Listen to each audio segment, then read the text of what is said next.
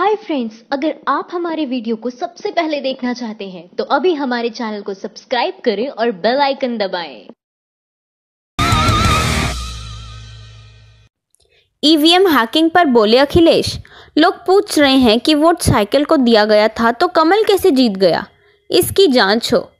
Electronic voting machine EVM को लेकर हुए ताज़े खुलासे के बाद एक बार फिर ईवीएम की विश्वसनीयता को लेकर सवाल उठने लगे हैं। विपक्षी दल के नेताओं ने आगामी लोकसभा चुनाव में ईवीएम बैन कर बैलेट पेपर से मतदान कराए जाने की मांग शुरू कर दी है। ईवीएम के बजाय बैलेट पेपर से मतदान कराए जाने की मांग को लेकर अब समाजवादी पार्टी अखिलेश यादव का भी नाम जुड़ गया है। उन्होंने कहा कि जब ईवीएम की विश्वसनीयता संदिग्ध है तो फिर बैलेट पेपर से चुनाव कराने में क्या हर्ज है। जनेश्वर मिश्र की पुण्यतिथि के मौके पर लखनऊ में मीडिया से बात करते हुए अखिलेश ने कहा कि दुनिया के तमाम देश जो तकनीकी और विज्ञान में आगे है, वह चुनाव मंडली के लिए ईवीएम का प्रयोग क्यों नहीं करते हैं। आखिर कुछ तो है जिसकी वजह से वे ईवीएम पर भरोसा नहीं कर रहे हैं। उन्होंने आज की सवाल खड़ा करा कि देश में लोकतंत्र कैसे बचेगा। आज भी गांव में लोग भरोसा नहीं कर पा रहे हैं कि वोट साइकिल को दिया गया था तो कमल कैसे जीत गया। उन्होंने कहा कि अब ईवीएम हैकिंग की बात एक बार फिर से सामने आई है तो इसकी जांच होनी चाहिए। हैकिंग का दावा करने वालों को नज़रअंदाज नहीं किया जा सकता। बता दें कि बीते कल कथित तौर पर भारतीय ईवीएम को डिज़ाइन करने वाले एक्सपर्ट सैयद शुजा ने लंदन में प्रेस कॉन्फ्रेंस के दौरान सनसनीखेज खुलासा करते हुए कहा था कि भारतीय ईवीएम को आसानी से हैक किया जा सकता है और 2014 आम चुनावों में बीजेपी ने इसे रिलायंस कम्युनिकेशन की मदद से हैक किया था। खुद को कामदार कहने वाली बीजेपी बनी प्रचार गुरु। लोकसभा चुनाव के लिए बुक किए गए सभी हेलीकॉप्टर और चार्टर्ड। भारतीय जनता पार्टी भले ही खुद को कामदार यानी काम करने वाली पार्टी बताती हो, लेकिन हकीकत यह है कि पार्टी काम से ज्यादा चुनाव प्रचार पर तवज्जो देती नजर आ रही है। 2019 के लोकसभा चुनाव प्रचार के लिए पार्टी ने इतने चार्टर्ड और हेलीकॉप्टर बुक करा लिए हैं कि कांग्रेस को दिक्कतों का सामना करना पड़ रहा है। कांग्रेस को अपने प्रचार के लिए हेलीकॉप्टर और चार्टर्ड नहीं मिल रहे हैं। कांग्रेस के वरिष्ठ नेता आनंद शर्मा ने दावा किया है कि बीजेपी ने चुनाव प्रचार के लिए पहले से ही सभी हेलीकॉप्टर और चार्टर्ड बुक करा लिए हैं, जिसकी वजह से कांग्रेस को संघर्ष करना पड़ रहा है। बीजेपी की पूरी बुकिंग के कारण कांग्रेस को एक भी हेलीकॉप्टर या चार्टर्ड नहीं मिल रहे हैं। कांग्रेस नेता ने इंडिया टुडे से बात करते हुए कहा, हमें हेलीकॉप्टर या चार्टर्ड प्लेन नहीं मिल रहे हैं। बीजेपी ने आगामी लोकसभा चुनाव प्रचार के लिए सभी हेलीकॉप्टर बुक करा रखे हैं। हम संघर्ष में हैं। उन्होंने आगे कहा कि बीजेपी 4000 करोड़ रुपए से ज्यादा चुनाव प्रचार में खर्च कर रही है। आनंद वर्मा के मुताबिक बीजेपी और कांग्रेस के बीच संस्थानों की बातें करें तो दोनों के बीच गहरी खाई नजर आती है। कांग्रेस नेता ने यह भी दावा किया कि बीजेपी प्रचार के मामले में सबसे आगे है। उन्होंने कहा कि राजनीतिक पार्टियों की बात की जाए तो बीजेपी ने सबको पीछे छोड़ दिया है। शर्मा के मुताबिक पब्लिक अंडरटेकिंग वाले महकमे में भलक से बीजेपी के प्रचार में लगे हैं। पैसों के मामले में तो बीजेपी कुबेर है। प्रचार का डाटा देखें तो बीजेपी का हिस्सा 95% है और बाकी बचे हिस्से में सभी पार्टियां शामिल हैं। ईवीएम से बीजेपी को फायदा होता है, इसलिए चुनाव आयोग इसे बैन नहीं कर रहा। Sanjay Singh. Electronic voting machine EVM को लेकर हुए ताजे खुलासे के बाद आम आदमी पार्टी के राज्यसभा सांसद संजय सिंह ने लोकसभा चुनाव बैलेट पेपर से किए जाने की मांग की है। उन्होंने कहा कि अगर चुनाव ईवीएम से होता है तो सारी पार्टियों को चुनाव का बहिष्कार करना चाहिए। न्यूज़ एजेंसी ANI से बातचीत के दौरान संजय सिंह ने चुनाव आयोग पर सवाल खड़े करते हुए कहा कि जब लगातार ईवीएम में गड़बड़ियों की शिकायतें आ रही हैं, तमाम पार्टियां ने जब इसकी विश्वसनीयता पर सवाल खड़ा किया है तो क्या कारण है कि चुनाव आयोग बैलेट पेपर की बजाय ईवीएम से चुनाव कराने पर अड़ा हुआ है। आप नेता ने कहा कि समझ से परे है कि बैलेट पेपर से चुनाव करवाने में क्या परेशानी है। उन्होंने कहा कि ईवीएम से बीजेपी को फायदा होता है, इसलिए चुनाव आयोग इसे बैन नहीं कर रहा। चुनाव आयोग केंद्र सरकार के हाथों की कठपुतली बन गया है। संजय सिंह ने कुछ अन्य देशों का उदाहरण देते हुए कहा कि जब जापान, अमेरिका, ब्रिटेन जैसे विकसित देश बैलेट पेपर की मदद से मतदान कर सकते हैं तो फिर भारत जैसे विशाल लोकतंत्र में क्या दिक्कत है। उन्होंने कहा कि जर्मनी में तो ईवीएम को अलोकतांत्रिक और असंवैधानिक तक घोषित कर दिया गया है। उन्होंने कहा कि धौलपुर, अरुणाचल, कानपुर में हुए चुनावों में ईवीएम में गड़बड़ियों की शिकायतें मिली हैं।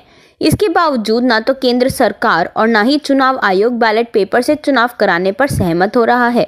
बता दें कि बीते कल कथित तौर पर ईवीएम को डिजाइन करने वाले एक्सपर्ट सैयद शुजा ने लंदन में प्रेस कॉन्फ्रेंस के दौरान सनसनीखेज खुलासे करते हुए कहा था कि भारतीय ईवीएम को आसानी से हैक किया जा सकता है और 2014 आम चुनावों में बीजेपी ने इसे रिलायंस कम्युनिकेशन की मदद से हैक किया था। मोदी का इंटरव्यू पाकर भगवा हुआ एएनआई, बीजेपी आईटी सेल की तरह अमित शाह की तारीफ की। वैसे तो एएनआई यानी एशियन न्यूज ऑफ इंडिया एक ऐसी एजेंसी है जिसका काम है बिना लाग लपेट के खबरों को मीडिया हाउस तक पहुंचाना। समूची इलेक्ट्रॉनिक मीडिया इंडस्ट्री में एक छत्र राज करने वाली न्यूज एजेंसी एएनआई इन दिनों कुछ ज्यादा ही भाजपा से प्रभावित लग रही है। तभी तो भारतीय जनता पार्टी के ऑफिशियल पेज पर किए गए ट्वीट को उठाकर सीधा खबर के रूप में चिपका देती है और ये चेक करने का भी कष्ट नहीं उठाती कि उसमें राष्ट्रीय अध्यक्ष अमित शाह की प्रशंसा की गई है। दरअसल बीजेपी बंगाल के ऑफिशियल ट्विटर अकाउंट से एक ट्वीट किया गया था जिसमें अमित शाह के भाषण का जिक्र किया गया था। उन्होंने बोला, बंगाल बम और हथियार बनाने का गढ़ हो गया है। जहाँ रविंद्रनाथ के संगीत गूंजा करते थे, अब वहन की फिजाओं में बम के धमाके गूंजा करते हैं। बीजेपी बंगाल के उस पुराने गौरव को फिर से वापस लाएगी। इस ट्वीट को ठीक तरह से एएनआई ने अपने ट्विटर पर लगा दिया। यहाँ तक कोई बुराई नहीं थी, लेकिन इसमें आखिर लाइन पर गौर कराया जाए। बीजेपी बंगाल यूनिट ने अमित शाह की प्रशंसा में लिखा, this is what a real speech from a leader sounds like. मतलब यह एक रियल स्पीच है जो अमित शाह जैसे नेता दे सकते हैं। बीजेपी की बंगाल यूनिट के ऑफिशियल अकाउंट से ठीक 3 बजे किया गया था और 5 मिनट बाद एएनआई के ऑफिशियल ट्विटर हैंडल पर यही ट्वीट चिपका दिया था, बिना आखिरी लाइन हटाए। एक न्यूज एजेंसी जिसका काम सिर्फ खबरें देना है, वो अमित शाह को एक बेहतरीन भाषणकर्ता के रूप में प्रस्तुत कर गया। हालांकि बाद में एएनआई ने अपना ट्वीट डिलीट कर दिया, लेकिन सोशल मीडिया पर नजर रखने वाले तमाम लोगों ने सवाल उठाना शुरू कर दिया। प्रतीक सिन्हा लिखते हैं, बीजेपी बंगाल के ट्वीट को शब्दशः कॉपी करने वाली एएनआई ने अपने ट्वीट को डिलीट कर दिया है। इन दिनों न्यूज एजेंसी और पॉलिटिकल पार्टी के बीच अंतर ढूंढना मुश्किल हो गया है। बीजेपी ने 3 बजे ट्वीट किया तो एएनआई ने वही ट्वीट 3:05 पर कर दिया। वाह स्मिता प्रकाश, आपकी एएनआई ने बीजेपी के ट्वीट को खबर बना दिया, जैसे आपने मोदी के स्क्रिप्ट को इंटरव्यू बना दिया था। इलेक्ट्रॉनिक मीडिया इंडस्ट्री में एक छत्र राज करने वाली न्यूज एजेंसी एएनआई इन दिनों कुछ ज्यादा ही भाजपा से प्रभावित लग रही है। तभी तो भारतीय जनता पार्टी के ऑफिशियल पेज पर किए गए ट्वीट को उठाकर सीधा खबर के रूप में चिपका देती है और ये चेक करने का कष्ट भी नहीं उठाती कि उसमें राष्ट्रीय अध्यक्ष अमित शाह की प्रशंसा की गई है। दरअसल बीजेपी बंगाल के ऑफिशियल ट्विटर अकाउंट से एक ट्वीट किया गया था जिसमें अमित शाह के भाषण का जिक्र था। उन्होंने बोला, बंगाल बम और हथियार बनाने का गढ़ हो गया है। जहां रविंद्रनाथ के संगीत गूंजा करते थे, अब वहन की फिजाओं में बम के धमाके गूंजा करते हैं। बीजेपी बंगाल के उस पुराने गौरव को वापस लौटाएगी। इस ट्वीट को ठीक तरह से एएनआई ने अपने ट्विटर पर चिपका दिया। यहाँ तक कोई बुराई नहीं थी, लेकिन इसमें आखिर लाइन पर गौर कराया जाए। बीजेपी बंगाल यूनिट ने अमित शाह की प्रशंसा में लिखा, this is what a real speech from a leader sounds like. मतलब ये एक रियल स्पीच है जो अमित शाह जैसा नेता ही दे सकता है। बीजेपी की बंगाल यूनिट के ऑफिशियल अकाउंट से ठीक 3 बजे किया गया था और 5 मिनट बाद एएनआई के ऑफिशियल ट्विटर हैंडल पर यही ट्वीट चिपका दिया था, बिना आखिरी लाइन हटाए। इस पर प्रतिक्रिया देते हुए प्रशांत भूषण ने लिखा, वाह स्मिता प्रकाश, आपकी एएनआई ने बीजेपी के ट्वीट को खबर बना दिया, जैसे आपने मोदी के स्क्रिप्ट को इंटरव्यू बना दिया था। माइंड द न्यूज रूम की रिपोर्ट।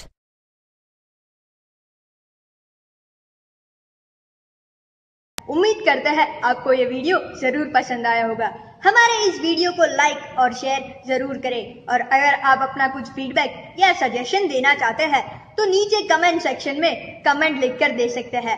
अगर आपने अभी तक हमारे चैनल माइंड द न्यूज को सब्सक्राइब नहीं किया है तो प्लीज अभी सब्सक्राइब करें और बेल आइकन भी दबाएं ताकि आपको हमारे नए वीडियोस के बारे में सबसे पहले पता चल सके।